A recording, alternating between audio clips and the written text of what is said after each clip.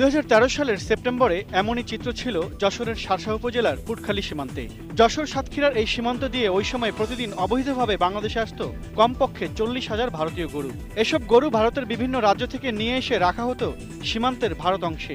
এরপর নদী খাটাল অতিক্রম করে গরু নিয়ে আসা হতো বাংলাদেশের ভেতরে। পুটখালী সীমান্তের ওপারে ভারতের উত্তর 24 পরগনা জেলার বনগাঁও উপজেলার প্রতাপপুর গ্রামের অনেকেই সে সময় নদী সাঁতরিয়ে বাংলাদেশে এনে গরু রেখে যেত খাটাল থেকে একটু দূরে। বিএসএফ ওই আমরা ইন্ডিয়ায় বাড়ি তো বাংলাদেশের লোকজন গেলে ওরা মনে করেন ওদের কাদা ঢালা মারেন, ঠিক আছে, তখন মনে করেন যে ওরা রেগে যায়।